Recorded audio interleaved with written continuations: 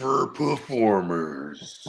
Come on. Oh, running back overperformers. That would have been it right there. ADP and overall fantasy finish. Compared to overall fantasy finish. Coming in at number 1, Travis Etienne. ADP running back 31. Fantasy points per game, RB 12. Scatterboo at number 2, RB 37 ADP. Points per game, RB 9. Javonte Williams, ADP 39. Finishes PPR running back 13. Rico Dowdle, ADP 59, finishes at RB 20, and Kenneth Gainwell, yes he can, ADP 185, PPR points per game finish, RB 23. Shout out Kenny Gainwell. Yeah, shout out to Kenny Gainwell. Definitely win this one, but shout out to JD and the Heart to Start. We got the whole list right here. I maybe not. I know I was always a Rico guy, and a lot of us were. Scatterboo, yeah, I'm pretty sure we were up on that Scatterboo hype trade preseason too. Giants are the Giants. They only had what they had. So, yeah, we were telling you that's a good value pick right there too. But definitely the ETN and the Javonte. We had shorts on that, in fact, 100%. Come on now. 100%. And see, that's the thing about if you go zero running back, then you got action like that kid is saying, man, going all wide receivers, bro, and then hitting late on these fucking running backs 100%. Or if you want to go anchor RB, get you your first RB in round 1, whether it's Bijan or Javonte, Jameer, and then go, start hitting the other positions 100%. But also once we get to these tight ends, the only tight end that the early round tight end was McBride. 100% that fucking crushed his shit. You know what I mean? Or had the same season as last year, but he had about 8 TDs this year. So, you know what I mean? So when I'm so happy that you brought that name up because I was trying to hold in this my favorite second round pick of the draft, and that's Trey McBride. The managers that said, "Hey, I see the value in tight end, especially if you had a tight end league. Some of us don't play in tight end leagues, but it's a premium. But anyways, any format, McBride finished as a top 12 to 15 performer at your we'll call them flex position. Wide receiver, running back, tight end. The value that you get from that is 100 points difference from second place. So the running backs and the wide receivers, they're not that big of a difference. So in value, that's where McBride makes up that difference for some of these playoff winning teams. McBride definitely was around, and you were either frustrated or happy because he showed up in fantasy playoffs too, man. 100%. I played against him in the championship that night. 100%, bro. And he got his touchdowns late in that game on week 17, bro. He wasn't doing shit for damn near the whole motherfucking game, and then here he comes alive. He's alive. Yeah, they said this after that because he was seeking that record. What record? I guess he got the most receptions for a tight end in a season ever. With 117 or whatever it was, so and they were trying to get years with 100 receptions. Yeah, and they got him over. He ended up with 10 catches and a tug. So, but a lot of it was in garbage time for sure, especially the tug. Yeah. Hey, but like you said, against Cincinnati, Bogey, who we start? Come on, whatever tight end. Like, he had to get. He had to have one of the best tight end performances ever because he's one of the best tight ends this year, if not the best. Hey, you know what? The Bengals. And you know what? Shout out to our boy that got the ball. What's my boy's name? Nelson? Shout out to Nelson that got the Trey McBride ball. Pause. Man. Shout out to Nelson, man. Yeah, Nelson. Shout out. Hey, we did that. Yeah. Hey, the GWN did that Trey McBride back-to-back season, we made Trey McBride the best tight end. We did that.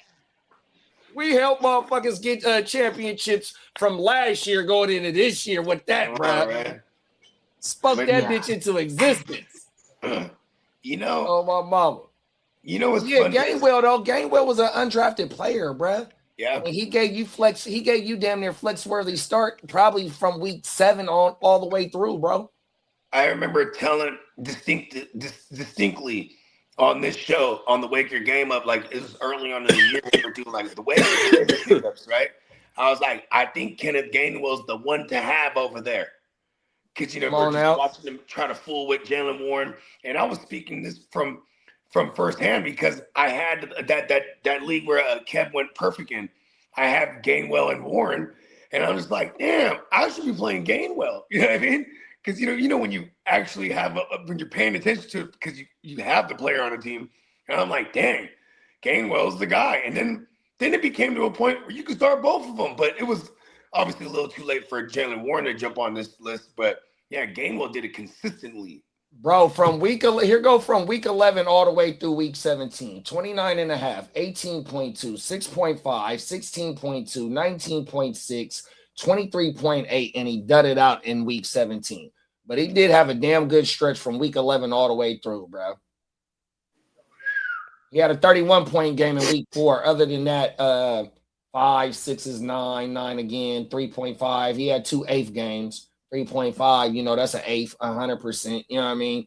7.4. Oh, he had somebody showed him love on a quarter, 100%. Somebody shorted him a gram, 2.4 game. Oh man, hey, yeah, we bust shit down around here, 100%. You know what I mean? Cold world around this motherfucker, man.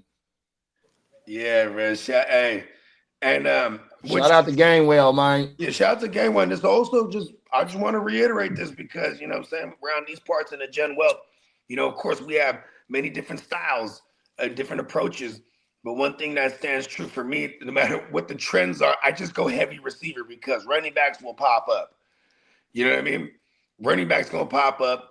The elite receivers just don't. You either got to draft them or trade for them. You not necessarily just find maybe if you're in a shallower league, but you're not necessarily just going to find this world beater at receiver 9 times out of 10 that you would be able to pick up a running back who could be, have a little 3-4 week run there. Like, you know what I mean? Like, the Rashad Pennies of the world a couple years ago. Remember that? Like 4 years ago, whatever it was.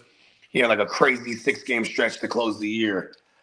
Like it's more often than not, you could find those guys throughout the course of the year at running back than you could at receiver.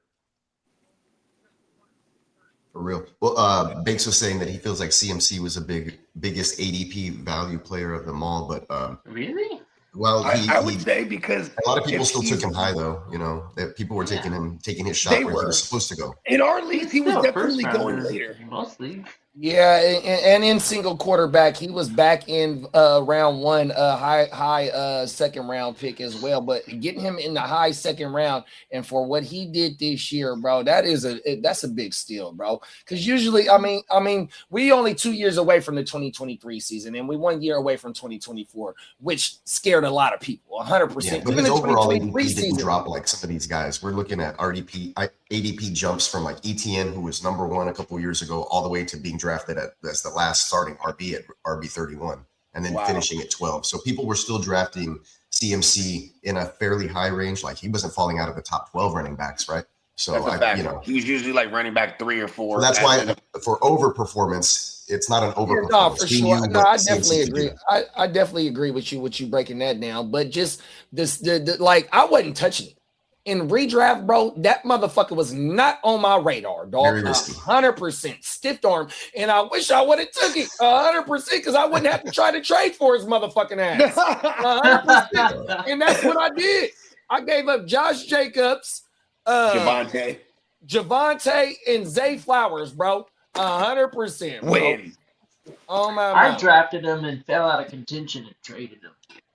It was I just had a great idea. But did you get the whole trap house for him? I got first. He actually still got into the playoffs, even. Robert Spillane. Spillane, the injuries. And first and a second. Hell of a name, that Spillane. So for CMC in the dynasty, I got Kincaid, Spillane, a first and a second. I'm not mad at it. I mean, because that's the thing with CMC and Dynasty. It's like, okay, everyone, you might be like, all right, do I jump ship now or wait again? Or, you know what I mean? It was like that with The Derrick Henry. first is a Hey, you got the 26 first and second in the same year draft, kiddo? No, I got a second and 27. I got a first and 26 and a second and 27. That first is still highly valuable, though. At least when I know what you're about to do with it. Also, you know what I mean? I'm used to taking the picks. I'm going to flip it to a player. You know what I mean? I try to do that like literally day of draft or day right before. No, that's a fact. I'm not this whole all season. I'm not This is touching not the my first pick. time I've traded. I'm not touching my picks until we get close to I April. trade McCaffrey on All my on draft the- picks is sitting, bro. I'm not touching none of my Yeah, picks. my capital stay until draft day. I will have you know, in most of my leagues, I don't even have any picks. What? Lying.